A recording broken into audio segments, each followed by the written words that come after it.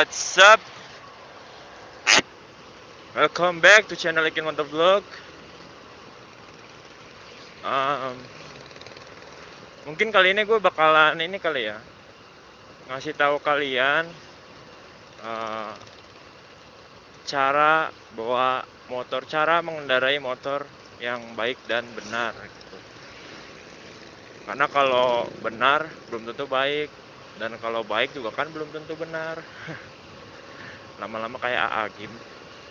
Jadi gini, um, kan kalian kan tahu kan ya, beberapa pengemudi motor tuh ada yang misalnya pas jalan langsung geber, jadi putaran mesinnya langsung nenjak drastis, dan udah gitu tiba-tiba ngerem, berarti kan putaran mesinnya langsung turun.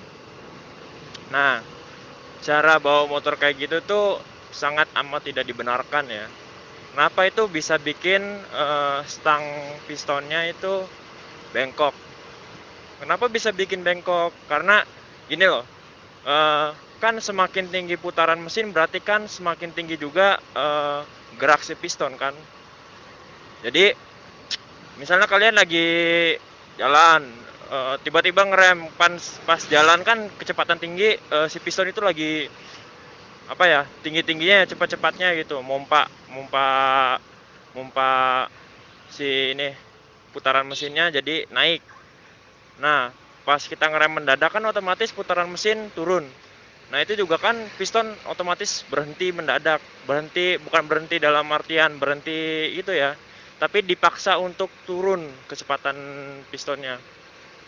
Nah, karena dipaksa turun itu jadi lama kelamaan ya efeknya jangka panjang lah.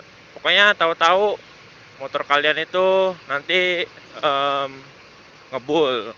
Kenapa kok bisa ngebul ya?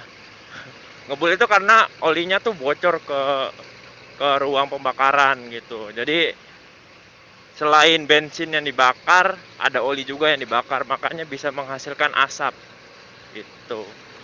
Jadi pertama itu ya. Kedua, kalau misalnya kalian bawa motor, kalian tuh usahakan pakai safety gear. Nah, apa itu safety gear? Yaitu perlengkapan minimum keselamatan bagi biker lah. Kalau driver mah mungkin karena dia juga udah dalam, dilindungi sama kerangka mobil, jadi mungkin udah aman ya.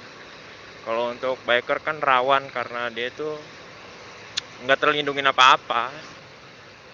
Jadi yang pertama kalian harus pakai sarung tangan untuk melindungi tangan. So pasti helm lah.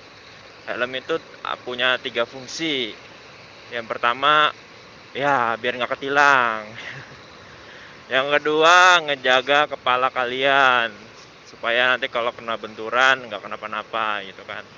Yang ketiga itu supaya mengurangi kewaspadaan orang-orang di sekitar gitu. Biasanya kalau misalnya pengendara lain ngelihat ada pengendara yang nggak pakai helm, itu sendirinya dia was-was gitu, mau nyalip ragu.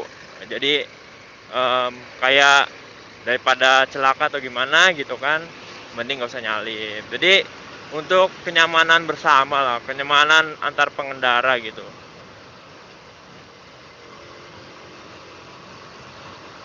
Nah itu ya, mungkin akhir-akhir ini gue selalu update tentang tips ya, karena gue bingung topiknya gue mau bahas tentang apa lagi. Wow.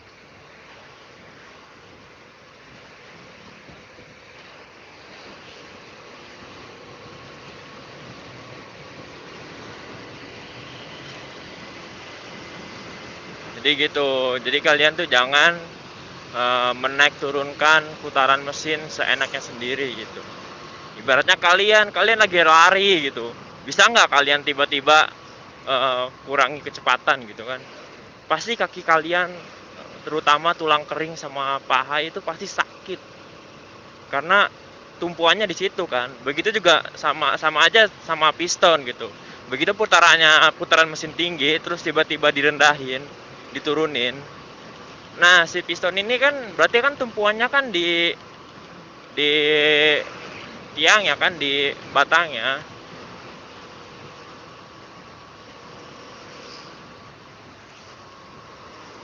Jadi untuk kalau misalnya kalian sayang sama kendaraan kalian, ya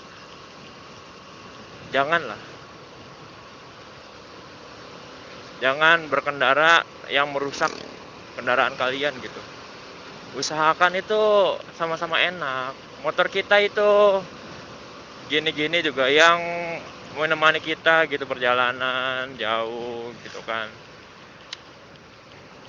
Dan usahakan ganti oli itu tepat, bukan berarti sebulan sekali gitu. Ganti oli itu ada aturannya. Gimana aturannya? Kalian baca, setiap oli itu punya batas sendiri. Gue pakai Repsol yang batas batas apa ya?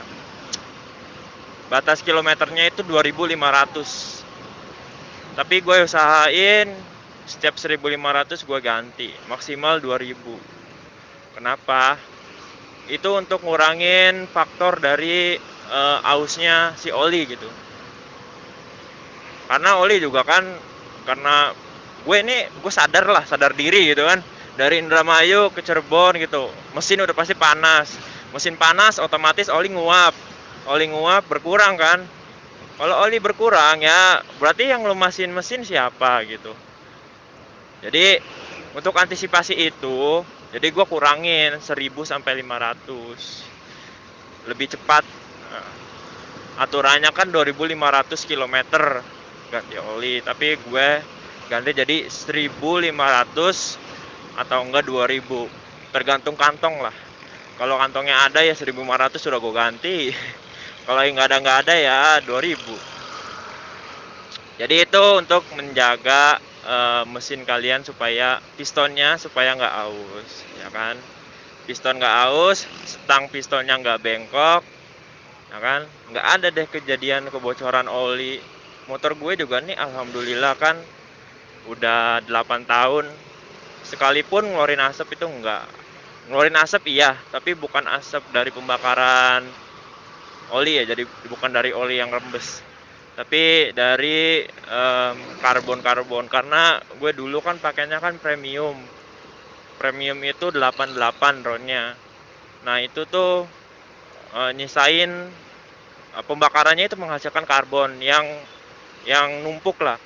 Makanya kalian tuh kalau misalnya buka knalpot gitu kan, coba lihat mulut knalpotnya itu pasti hitam kan. Nah itu pembakaran dari bensin lah ya.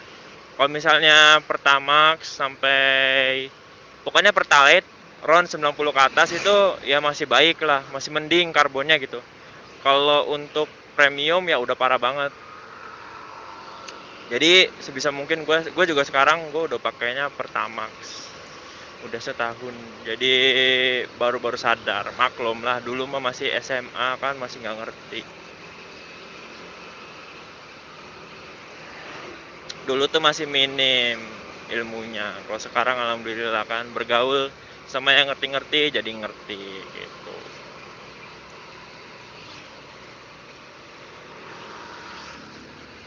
Jadi usahakan kalau misalnya kalian punya temen ya, usahakan yang bisa sharing, yang bisa berbagi tentang pengalaman. Jangan cuman mau senengnya, susahnya nggak ngebantuin gitu. Teman macam apa?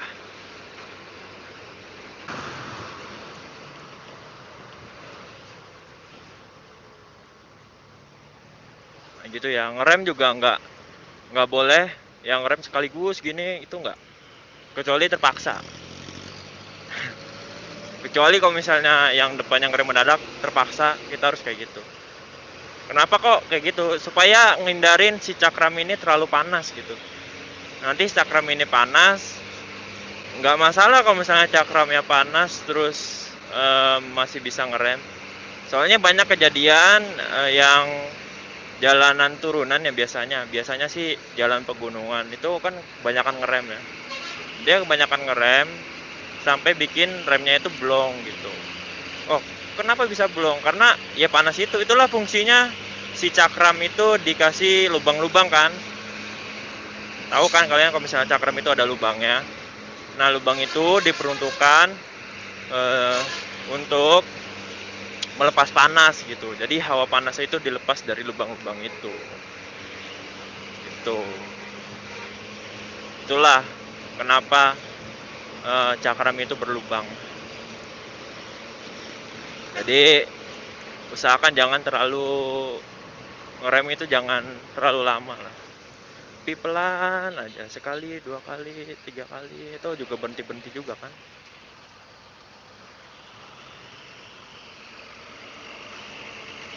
Kalau misalnya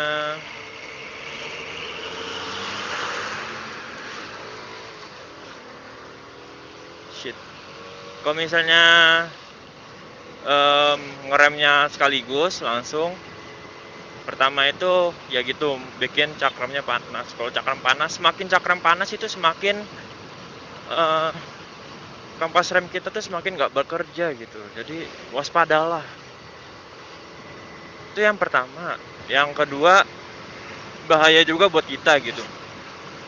Kalau sampai rodanya berhenti ya kan, ya mending kalau misalnya cuman mengurangi kecepatan. Kalau sampai roda berhenti itu udah bahaya. Apalagi buat orang yang nggak punya refleks gitu. Nggak semua orang terlahir dengan refleks yang bagus gitu. Buat orang yang nggak punya refleks kayak gitu, wah udah pasti kaget setengah mati gitu. Harus gimana, nggak kepikiran buat ngelepas remnya, jadi tetap ngerem sampai jatuh. Banyak lah kejadian kayak gitu, gara-gara banyak berhenti kan ngepot. Sebenarnya kalau misalnya orang yang punya refleks juga, sebelum si posisi motor ini nyamping, atau biasa orang kita sebutnya itu ngeglesor, sebelum ban ini ngegleser gitu ya, gerak-gerak ke kiri ke kanan nggak jelas. Kalau misalnya orang yang punya refleks itu pasti udah sadar, udah langsung ngelepas rem. Tuh. Nah, kalau misalnya bahayanya kalau orang yang nggak punya refleks. Oke, gue kira cukup sampai di sini aja. Sampai ketemu di tips-tips berikutnya, vlog-vlog berikutnya, atau compilation berikutnya. Pokoknya liatin lah semua video gue gitu kan. Tolong tontonin gitu semua video gue.